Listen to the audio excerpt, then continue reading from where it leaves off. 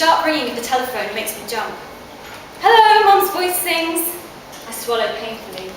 I keep meaning to change the message, but I can't bring myself to erase her voice. She sounds so happy, so alive. Hi, Rosie, it's Andy. Listen, I'm sorry about your mum.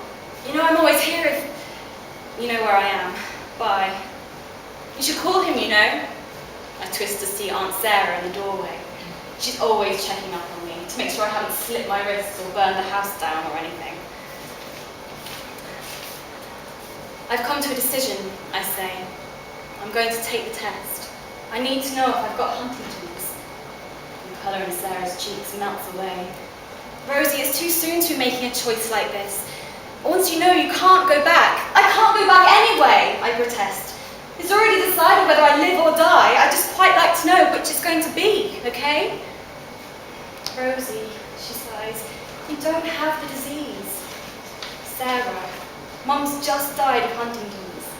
That means there's a 50% chance that I have it too. It's a genetic fact. That's what I mean, Sarah says slowly. There is no chance. I don't move, don't dare breathe. Rosie, you don't have the disease. You can't possibly because Trudy was not your mother.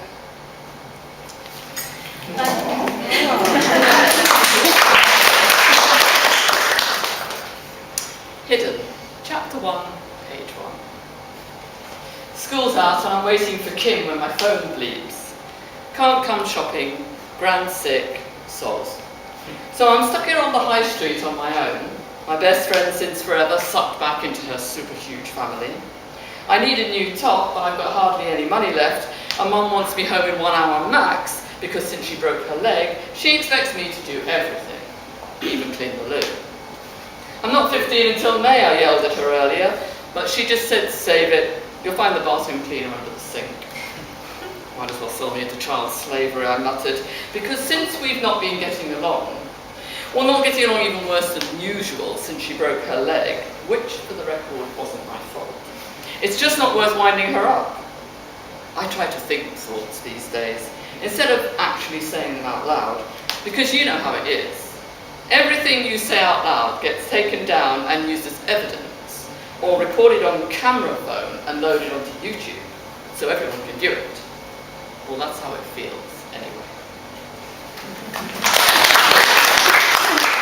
I feel worse than I did before. I fumbled for the right words. I feel like I'm unravelling. I'm having nightmares while I'm awake. I'm thinking in German, but I can't remember the name of my German teacher. I can hum Lohengrin for you if you want. I paused. I've never even heard Lohengrin, but Zilla must have. My voice rose to an odd high pitch and I clamped my lips together, certain Pandra would not be impressed with hysterics. Something cold touched my wrist and I gasped, ready to knock the creature off, but it was Pandra. You'll be all right. She says it's like being born. There's a painful bit, but then you'll accept who you are. I want to be Cassie Farrier, not Zilla, not some other dead person. They've lived their lives. I want this one. There was such a long silence that I wondered whether Pandra was going to respond. Finally, her voice shivered in the dead air. You're like me, I can tell. What do you mean? I have something that'll help. The light sliced around the cave, then stilled as she balanced the torch on the ledge. Pandra bent over the rough boards that lay in front of the rug, removing them one by one.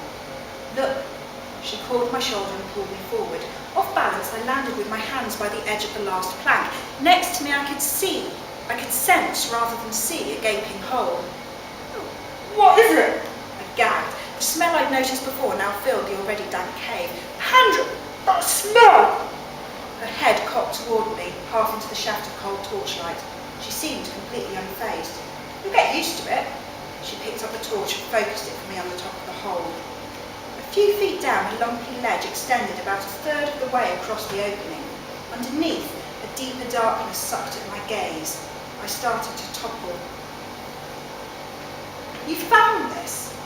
Pandra nodded and moved the torch so the dusty beam played over the ledge. Oh my God! It's covered in dead animals.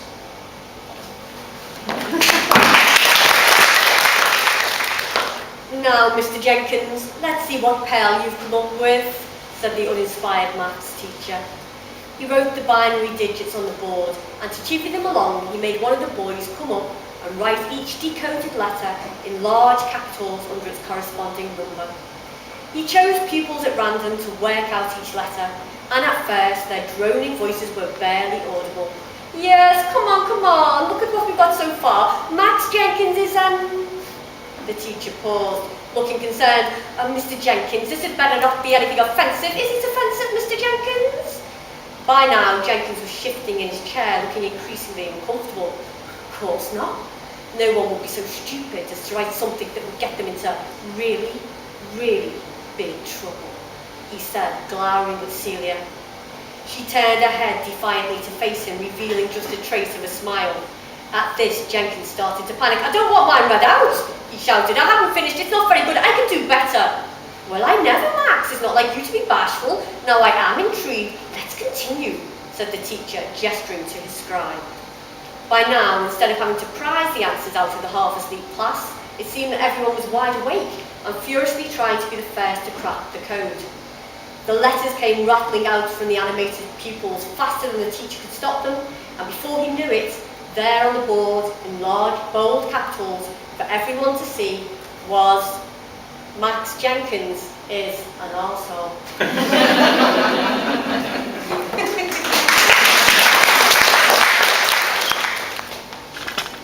The skirt doesn't look too bad, but my hairy legs definitely spoil the effect.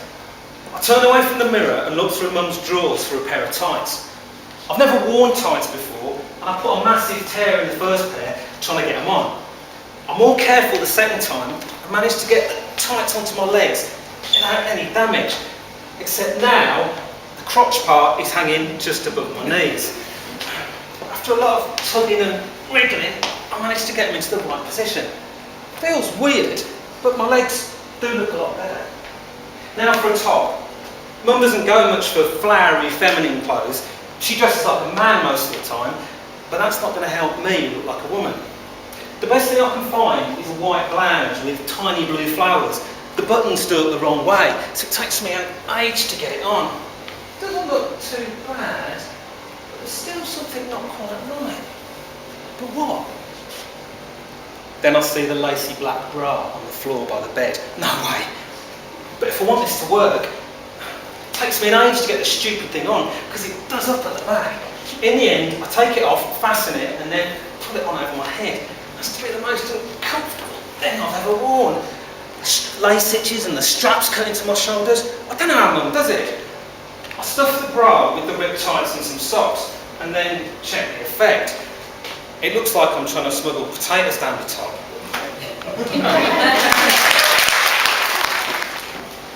I'm standing in the dark, not the gentle gray of dusk or the soft black of a moonlit night, but pitch black.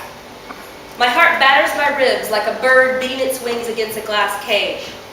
I wave my hand in front of my face. I can't see it. I never knew it could be so dark. My edges are merging with the inky blackness around me. My dad would finally be proud of me. I've blended in. Someone touches my elbow and I jump. I'm right here, Neva. It's Ethan, by my side like always. He's here, but not here. Follow me, he says.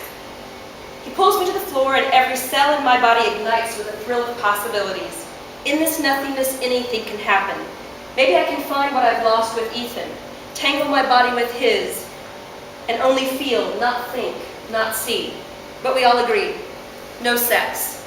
Not just tonight, no sex until we're sure we won't create another generation just like us.